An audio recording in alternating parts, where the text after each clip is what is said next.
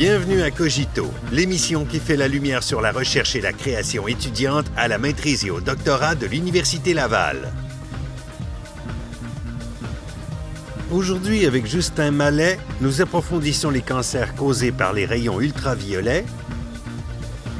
Nous apprenons comment améliorer les traitements de radiothérapie avec Madison Reeling. Et nous explorons, grâce à Catherine Fontaine-Lavallée, les origines possibles de la maladie de Parkinson. Bonjour, Justin Mallet, candidat au doctorat en biologie cellulaire et moléculaire à la Faculté de médecine. Mon projet de doctorat porte sur les effets des rayons ultraviolets au niveau des yeux et plus particulièrement sur les mécanismes de protection de la cornée humaine face à ces rayons ultraviolets. Donc, mon domaine de recherche, la photobiologie, c'est l'étude de l'interaction entre la lumière et les organismes vivants. C'est un domaine qui est hyper varié. Ça passe de l'étude de la photosynthèse, donc l'effet de la lumière sur les plantes, jusqu'à les effets des UV au niveau des humains, ou même l'utilisation de la lumière dans une salle de chirurgie en traitement. La lumière qui est émise par le soleil peut être catégorisée selon la longueur d'onde qui est émise. Puis dans les plus courtes longueurs d'onde, on va retrouver les rayons ultraviolets. Selon la longueur d'onde, encore une fois, on peut diviser en trois catégories. Les rayons plus courts vont être les UVC, ensuite les UVB, et les plus longs, seront les UVA. Puis, selon la longueur d'onde qui est émise, les effets sont différents de chacun des types d'UV. Les UVC sont plus directement dangereux, tandis que les UVA vont avoir un effet qui est tout aussi dangereux, mais à plus long terme.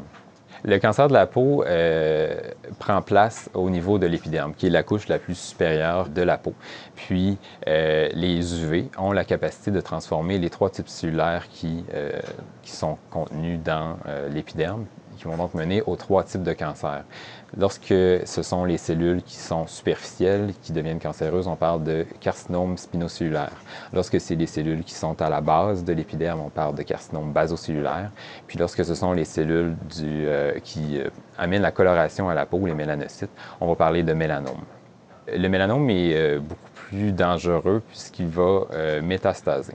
Donc, une tumeur qui métastase, c'est lorsque les cellules se détachent de la tumeur puis vont se promener ailleurs dans le corps pour coloniser un autre organe.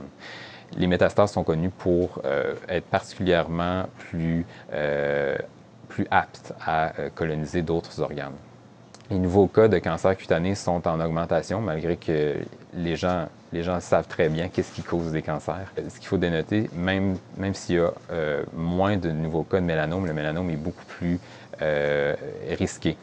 Le cancer induit par les rayons ultraviolets, on peut déterminer trois grandes étapes. La première, l'induction de dommages. Donc, l'ADN des cellules va absorber l'énergie des rayons UV, puis ça va créer des dommages dans l'ADN.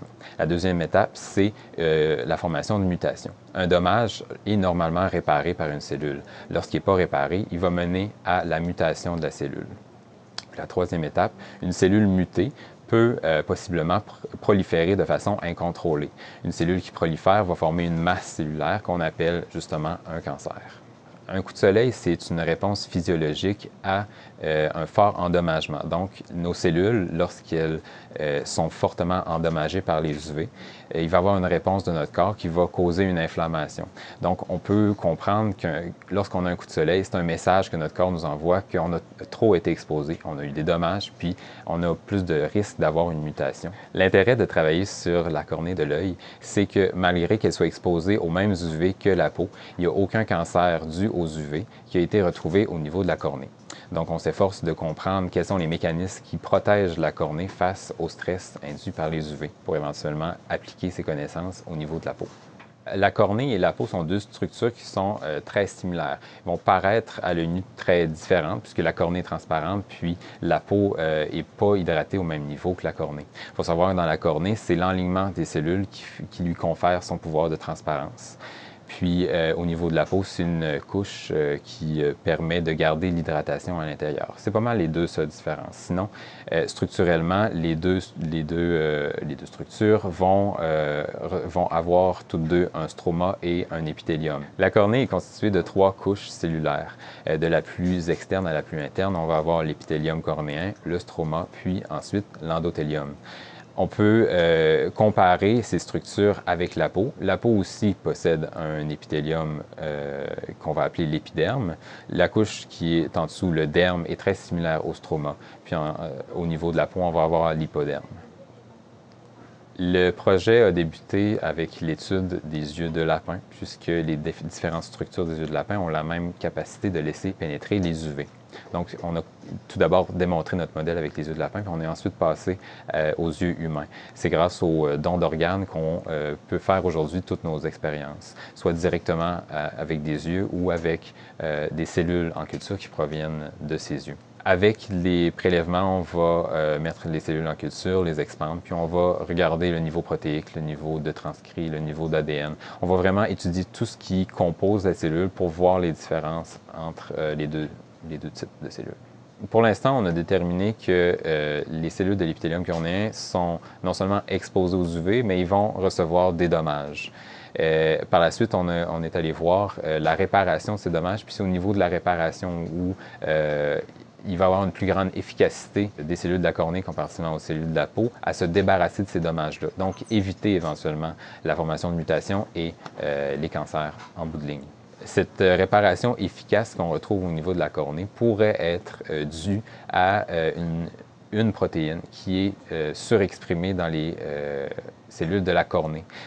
Le rôle de cette protéine, c'est de regarder tout l'ADN puis de trouver les dommages. Donc, on aurait une reconnaissance des dommages dans la cornée qui est plus rapide, donc une réparation en bout de ligne qui est plus rapide. Le but ultime, ce à quoi on pourrait rêver, c'est d'utiliser cette protéine, de la surexprimer dans la peau, puis qu'elle ait le même rôle. Donc, une reconnaissance qui est plus rapide de dommages, une réparation qui est plus efficace. Donc, possiblement, éventuellement, une diminution des cancers qui sont induits au niveau de la peau. Bien qu'il n'y ait pas de cancer de la cornée causé par les UV, c'est très important de protéger ses yeux face aux dangers des UV. Il y a plusieurs pathologies qui sont causées par les UV et ça dans différentes structures de l'œil.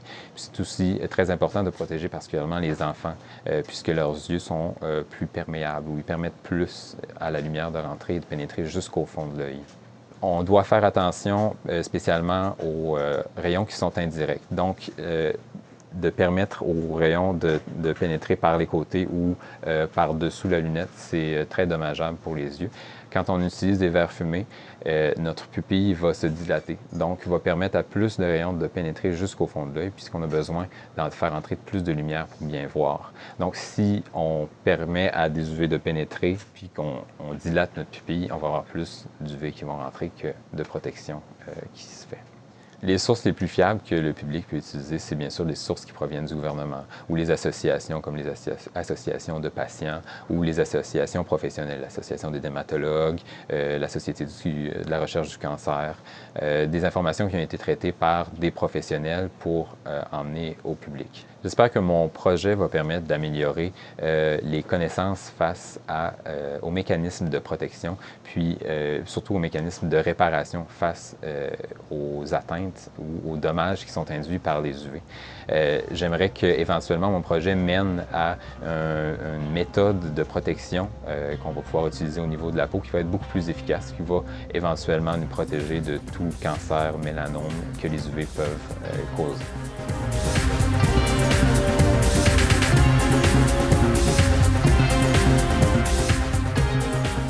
Bonjour, mon nom est Madison Rilling. Je suis étudiante à la maîtrise en physique médicale dans le département de physique, de génie physique et d'optique de la Faculté des sciences et de génie. Mes travaux de recherche s'inscrivent dans le cadre des traitements de cancer par radiothérapie externe, un type de traitement livré à l'aide d'un accélérateur linéaire médical, comme vous voyez ici. Plus particulièrement, ma recherche porte sur le développement d'un outil capable de mesurer de façon instantanée les distributions de doses en 3 dimensions d'un traitement qui soit administré aux patients. Cet outil permettra de valider avec précision que le traitement va se dérouler tel que planifié. Les principales méthodes de traitement pour le cancer sont la chirurgie, la chimiothérapie et la radiothérapie. La chirurgie peut servir à retirer seulement la tumeur cancéreuse et parfois même l'organe entier qui est atteint par la maladie. La chimiothérapie est une méthode de traitement plus systémique. Des substances chimiques sont introduites dans le patient pour cibler et endommager les cellules cancéreuses qui se divisent plus rapidement que les cellules saines. La radiothérapie, quant à elle, se veut plus localisée. Elle se démarque par sa capacité à administrer des grandes doses d'énergie sous forme de radiation à la position précise de la tumeur, permettant ainsi de la détruire. Selon le patient et le type de cancer, les différentes méthodes de traitement peuvent être utilisées de façon complémentaire pour éliminer le plus efficacement possible les cellules cancéreuses. Les débuts de la radiothérapie remontent à la découverte des rayons X par Röntgen et à la découverte du radium par Marie Curie à la fin du 19e siècle. Au début du 20e siècle, le radium a initialement été utilisé pour les traitements surtout en surface. Et en fait, les patients devaient même utiliser une source radioactive et le tenir près de leur peau pour traiter des lésions. La radiothérapie externe, comme nous la connaissons plus aujourd'hui, trouve ses débuts surtout vers les années 1950 avec les machines de cobalt-60.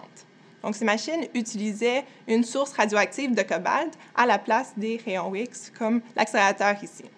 La radiothérapie se divise en deux catégories distinctes, soit la curithérapie, où la source de radiation est interne au patient, et la radiothérapie externe, qui inclut les traitements qui utilisent un accélérateur linéaire. En curithérapie, des sources de radiation scellées sont insérées de façon temporaire ou permanente, très près ou directement à l'intérieur de la tumeur à traiter. La radiothérapie externe, elle, utilise un faisceau de radiation d'énergie très élevé pour atteindre la région ciblée. Différents types de traitements par radiothérapie externe existent, chacun optimisé selon la forme de la tumeur à traiter. Par exemple, il existe une technique appelée la radiochirurgie qui permet de délivrer la radiation avec une précision même chirurgicale. Dans les dernières décennies, il y a eu une évolution incroyable de la technologie, des ordinateurs et des modalités d'imagerie servant au traitement, permettant aujourd'hui d'atteindre une précision optimale en radiothérapie externe. Au niveau de la radiothérapie, la physique est très appliquée et les principes physiques derrière les appareils de traitement sont déjà bien maîtrisés. Par contre, un problème en radiothérapie externe repose dans le fait que la technologie de ces équipements de traitement a évolué plus rapidement que celle servant à mesurer la radiation qui est émise. De plus en plus, les traitements de radiothérapie externe se font de façon dynamique. Pendant que le patient est couché sur la table de traitement, le bras de l'accélérateur va continuellement tourner autour du patient tout en délivrant de la radiation. Pendant ce temps, des petites lames métalliques vont contrôler la forme du faisceau et l'intensité de la radiation va aussi être variée. Cette technique va donc permettre de délivrer une distribution de doses tridimensionnelle qui est hautement conforme à la géométrie de la tumeur ciblée. Ici, vous avez le bras de l'accélérateur. Donc, c'est vraiment par la fenêtre ici que la radiation va être émise. Sur le côté et aussi en bas, c'est les modalités d'imagerie. Donc, sur les côtés, c'est un imageur qu'on appelle KV, donc d'énergie moins élevée. Donc, c'est comme une radiographie, c'est qu'est-ce qui va venir prendre une image du patient pour vérifier son positionnement. En dessous, c'est un imageur qu'on appelle MV, c'est pour de l'énergie plus élevée. Donc, c'est qu'est-ce qui va venir prendre une image en temps réel du faisceau de radiation qui est émis par l'accélérateur. En radiothérapie externe, la difficulté repose dans la complexité des champs de radiation utilisés. Une seule erreur pendant le traitement peut porter atteinte aux organes sains avoisinants et mettre la santé du patient en danger. Dans 1 à 2 % des cas, il peut même y avoir induction d'un cancer secondaire, qu'on appelle un cancer radio-induit. On comprend donc l'importance du contrôle de qualité précis et juste avant d'administrer un traitement au patient. Comme les traitements de radiothérapie dynamique impliquent des distributions 3D de doses très complexes, il est absolument nécessaire de faire un contrôle de qualité qui est spécifique au patient, c'est-à-dire que le traitement individuel est simulé avant qu'il soit administré à l'aide d'un outil de détection de radiation. La mesure de la dose est ensuite comparée à ce qui a été planifié avec le radio-oncologue pour le patient. La radiothérapie externe est utilisée pour traiter une tumeur cancéreuse, peu importe l'endroit où elle est localisée, par exemple à la prostate, au poumon, à l'œsophage et même au cerveau.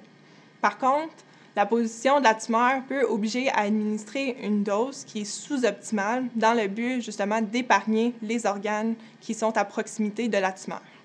Je travaille présentement sur le développement d'un outil de détection de radiation qui est capable de prendre des mesures de dose livrées par l'accélérateur linéaire, et ça en 3 dimensions, et aussi en temps réel. Tout ce concept est présentement une première mondiale. Le prototype actuel regroupe un volume de scintillateurs plastiques et une caméra pleine optique. Donc, quand un physicien médical voudra faire un contrôle de qualité pour un traitement donné livré par un accélérateur linéaire, il pourra utiliser ce système pour mesurer la dose qui est émise à chaque point de la région traitée, et ce, à chaque instant du traitement. Le scintillateur plastique permet de représenter le corps du patient sur la table de traitement. C'est donc mon patient fantôme. L'élément intéressant du scintillateur est qu'il a la propriété d'émettre une lumière scintillante lorsqu'il est irradié. Malgré qu'on ne voit pas le faisceau de radiation émis par l'accélérateur, le cube permet de le transformer en une lumière verte visible. Une caméra conventionnelle, une caméra standard, nous donne l'information seulement sur un plan, donc en 2 dimensions. La caméra pleine optique, des fois aussi appelée une caméra 3D, nous donne une information en profondeur. Donc pendant une simulation de traitement, le faisceau de radiation va irradier notre cube. Le cube va émettre une lumière scintillante et la caméra pleine optique va nous permettre de distinguer à quelle profondeur la radiation est émise du cube. Et c'est vraiment cet élément qui va nous permettre une mesure en 3 dimensions. Avec ma recherche, j'espère développer un outil qui pourra être commercialisé et éventuellement être utilisé pour les contrôles de qualité des traitements dans les centres de radiothérapie externe. Pour y arriver, je devrais optimiser la performance du système face aux complexités des traitements actuels pour ensuite concevoir un prototype de seconde génération qui est facile à utiliser et aussi adaptable à l'ensemble des traitements de radiothérapie externe. Par-dessus tout, avec ma recherche, j'espère vraiment contribuer à diminuer significativement les risques pour les patients et à leur offrir une qualité de traitement des plus optimales avec un rendement thérapeutique qui est amélioré. Pour moi, la physique médicale, c'est vraiment un entre-deux parfait entre la physique et aussi entre la médecine. Il y a la partie plus appliquée, plus analytique, plus mathématique de la physique, mais qui est appliquée au bien-être des patients. Avoir les patients au cœur de ce que je fais est l'élément que je trouve le plus inspirant et c'est, selon moi, ce qui donne tout son sens à poursuivre une carrière en physique médicale.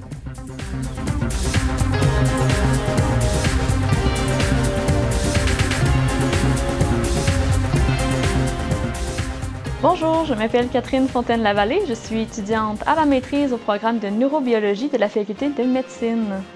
Mon projet de recherche porte sur la maladie de Parkinson d'un angle un peu différent de ce qui se fait généralement. En fait, on étudie le système immunitaire dans l'intestin de souris rendu parkinsonienne. La maladie de Parkinson est la 2e maladie neurodégénérative dans le monde après la maladie d'Alzheimer. Elle touche en fait environ 1% de la population âgée de 60 ans et plus. Puisque la population est vieillissante, on peut s'attendre à ce que le nombre de patients atteints, finalement, s'accroisse dans les années qui vont suivre. Quand on pense à un patient parkinsonien, on voit tout de suite une personne qui a des problèmes moteurs. Donc, on sait que ces personnes-là vont avoir des tremblements au repos, vont souffrir de bradykinésie, qui est en fait un ralentissement des mouvements et aussi de rigidité musculaire. Les systèmes moteurs ne sont que la pointe de l'iceberg dans cette maladie-là, parce qu'un patient parkinsonien va aussi souffrir de 5 à 8 symptômes dits non moteurs qui touchent d'autres systèmes. Alors, on peut parler de dépression, d'anxiété, de troubles du sommeil, de fatigue et aussi de constipation, par exemple. Les causes de la maladie de Parkinson sont inconnues à ce jour. On a plusieurs pistes et on pense en fait que ce serait probablement multifactoriel, donc plusieurs causes à la fois qui pourraient causer la maladie. On a 10% des cas qui sont des causes génétiques. Il reste donc 90% des cas qu'on ne comprend pas encore ou qu'on n'arrive pas à expliquer finalement. On pense surtout à des causes environnementales pour expliquer la maladie. Mon équipe de recherche s'intéresse particulièrement à l'intestin. Un docteur allemand, le docteur Brack, a émis comme hypothèse que la maladie de Parkinson pourrait débuter au niveau périphérique, par exemple au niveau de l'intestin, par une toxine venant de l'environnement et que la maladie pourrait ensuite remonter vers le système nerveux central pour aller toucher les neurones à ce niveau-là. Je travaille avec une neurotoxine en laboratoire, qui est une neurotoxine artificielle qui s'appelle le MPTP, de son nom raccourci. Je vous épargne en fait son nom complet qui est vraiment très long. Ce sont des Américains qui ont tenté chez eux de faire de l'héroïne qui malheureusement se sont retrouvés avec le mauvais produit qui était le MPTP. Et suivant cela, il y a eu une espèce d'épidémie de Parkinson dans le quartier. qui ont mené les gens à l'hôpital. Et donc, on a trouvé la neurotoxine et c'est aujourd'hui un modèle qui est vraiment très utilisé au niveau de l'étude de la maladie de Parkinson. Le choix d'un modèle animal comme la souris, ça découle d'une réflexion importante au point de vue de l'utilité du modèle. Si on est capable de répondre à nos questions avec un modèle plus simple, par exemple la levure, les bactéries ou encore la drosophile, qui est une mouche à fruits, on le fait. Dans mon cas, j'avais besoin d'un organisme plus complexe qui possède certaines caractéristiques, par exemple le système nerveux développé, le système immunitaire, comme chez l'humain, parce que ce que je cherche à comprendre, c'est une maladie humaine. Il faut bien comprendre que l'utilisation d'animaux de laboratoire est extrêmement régie et surveillée par différents comités d'éthique à plusieurs niveaux, finalement. Je travaille sur l'intestin et ce que les gens ne savent pas, c'est que c'est un peu notre deuxième cerveau. En fait, il y a autant de neurones dans notre tube digestif, dans la paroi intestinale plus précisément, que dans notre moelle épinière. Le système nerveux entérique est composé de 2 plexus, qui sont 2 couches neuronales entre les couches de muscles. On a le plexus sous-muqueux qui, lui, a principalement un rôle dans l'absorption des nutriments lorsqu'on digère. Et on a le plexus mi-entérique qui est celui qui contient les neurones dopaminergiques et qui, lui, a plus un rôle au niveau de la motilité intestinale. Ce qu'il faut savoir, c'est que 70% des cellules de notre système immunitaire se retrouvent au niveau de la paroi intestinale, donc en contact avec l'extérieur, avec les microbiotes qui est à l'intérieur de notre système digestif. Le microbiote, c'est l'ensemble des bactéries qui vivent à l'intérieur de notre tube digestif, qui vivent en symbiose avec nous, qui nous aident à digérer plusieurs aliments qu'on ne pourrait pas digérer sans eux. Et on compte un nombre important d'espèces de bactéries qui fructuent dans le temps. Donc, énormément de vie, finalement, dans notre tube digestif qui est en contact avec notre système immunitaire et qui pourrait moduler sa réponse aussi à travers notre organisme. Les différents traitements qui existent pour la maladie de Parkinson visent surtout les symptômes moteurs. Alors, on essaie finalement par ces traitements de combler le manque de dopamine au niveau central par 2 stratégies principales, soit la livraison de dopamine au niveau central ou encore le blocage d'enzymes qui transforment la dopamine en d'autres produits. Donc, en évitant sa transformation, on garde la dopamine dans son état actuelle au niveau du cerveau et elle est plus disponible pour les neurones dopaminergiques qui restent. Ce qui complique la chose cependant pour les patients parkinsoniens, c'est qu'ils se retrouvent avec un nombre important de symptômes, soit les symptômes moteurs ou les non moteurs, et ils se retrouvent au final avec un cocktail important de médicaments qui ont souvent des effets secondaires importants malheureusement et aussi des interactions entre eux, donc plus de médicaments pour parer à l'effet secondaire de l'un et l'autre. La recherche que l'on fait sur la maladie de Parkinson, que ce soit mon équipe ou une autre, est primordiale pour comprendre la cause de la maladie pour aider par la suite les patients.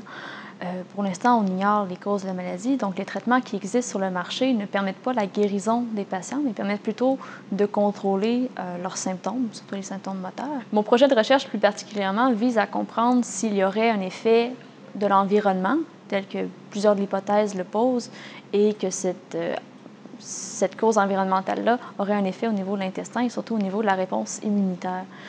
Donc, c'est pour ça qu'on cherche à comprendre finalement ce qui se passe à ce niveau-là et aussi à comprendre l'effet de l'environnement sur notre système digestif, système immunitaire. Mon projet de recherche est en continuité avec celui d'une collègue étudiante au doctorat, simplement parce qu'il y avait encore des questions à répondre. Donc, en recherche, plus on creuse, plus au final, on se pose des questions et on soulève des points importants à définir et à répondre finalement en tant que question. Ma collègue, elle faisait des protocoles à des temps beaucoup plus longs au niveau des souris suivant les injections de neurotoxines. Et ce qu'on s'est rendu compte, c'est que la réponse immunitaire était beaucoup plus rapide que ce à quoi on pouvait s'attendre quand elle a commencé ses expériences. Ce qui fait que moi, en continuant son projet, eh bien, je peux étudier les souris à des temps beaucoup plus précoces pour vraiment aller à la naissance de la réponse immunitaire pour mieux la caractériser, pour mieux la comprendre. Ce que j'espère avec mon projet de recherche, c'est évidemment de poser une brique dans la compréhension de la maladie de Parkinson. Ce sont des projets qui sont très courts, donc une maîtrise, ça dure seulement 2 ans. On ne peut pas s'attendre à répondre à toutes les questions qu'on se pose sur la maladie de Parkinson ou à découvrir la cause seule. C'est vraiment un travail d'équipe entre toutes les équipes de recherche à travers le monde qui travaillent sur la maladie de Parkinson, mais au moins mettre une brique sur le mur. Quand on travaille sur la maladie de Parkinson ou sur en fait n'importe quel sujet de recherche, c'est important de toujours se tenir au courant de ce qui se passe dans la littérature. Donc, on a des outils merveilleux informatiques, donc PubMed, entre autres, qui nous permet de mettre des alertes à chaque fois qu'il y a des articles scientifiques qui peuvent nous intéresser, qui sont dans notre domaine d'études ou qui s'y rattachent, en fait. Donc, de se tenir au courant de ce que font les autres équipes de recherche pour avoir de nouvelles idées aussi, pour faire avancer notre propre projet.